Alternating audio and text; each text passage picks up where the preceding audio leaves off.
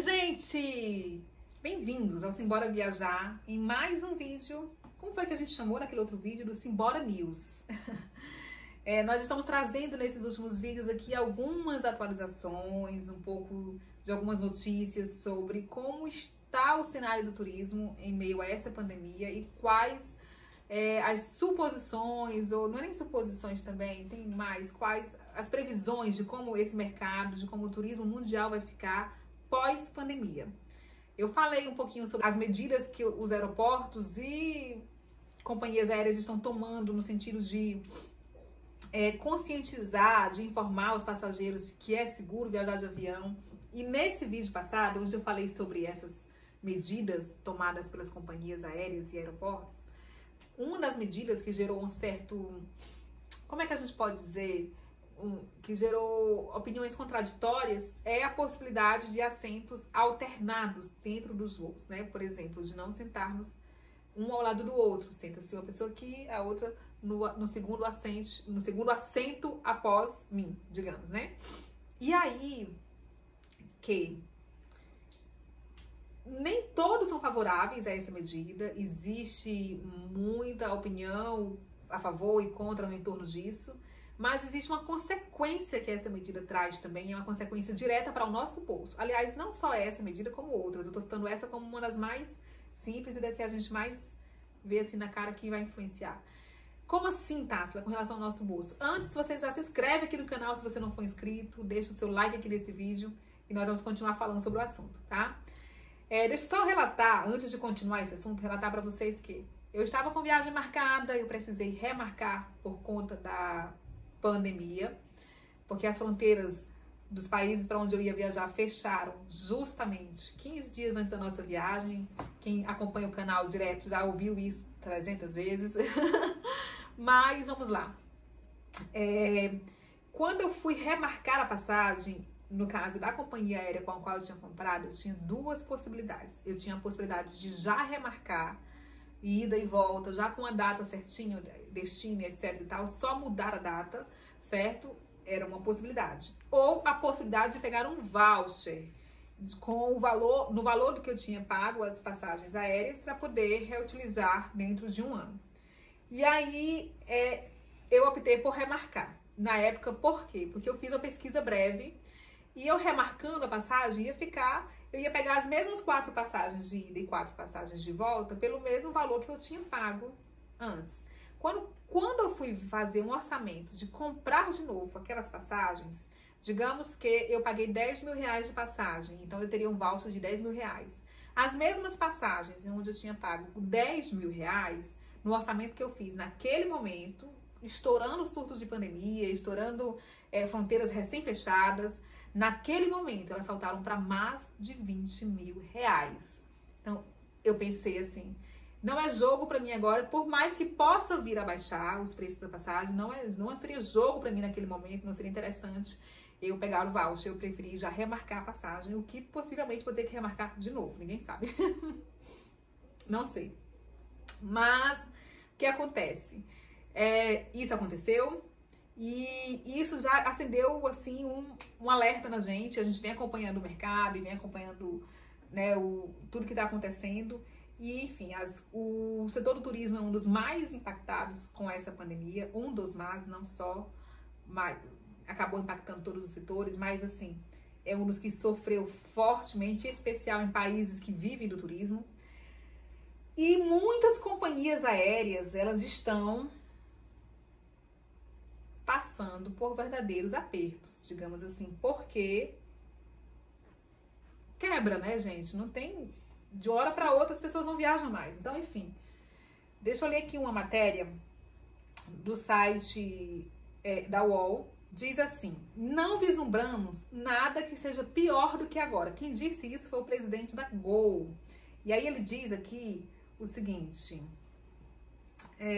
diante desse cenário, a Gol cortou a folha de pagamentos pela metade ao reduzir as jornadas,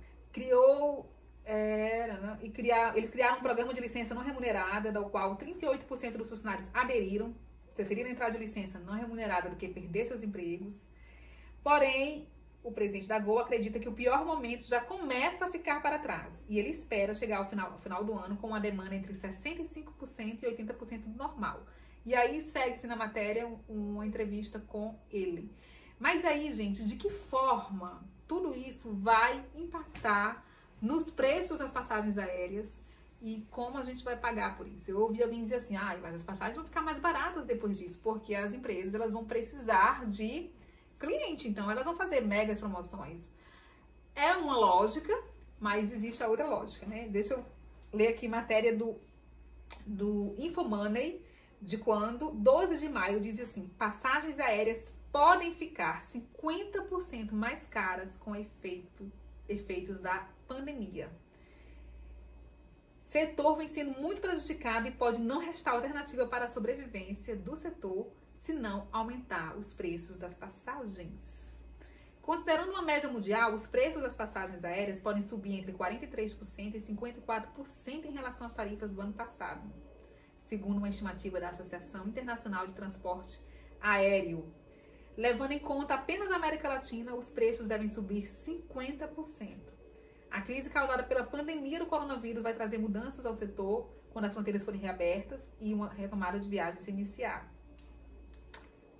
Por quê, gente? A lei do mercado. Na verdade, por que a gente diz que tanto uma lógica funciona como existe a outra lógica de mercado, né? Que é o que eles dizem aqui, ó. A matéria continua, diz assim, na prática, presta atenção, devido à baixa demanda de passageiros e queda nos preços dos combustíveis, e com grande parte da frota no solo, é esperada uma queda de preços e uma competição acirrada entre os players do setor.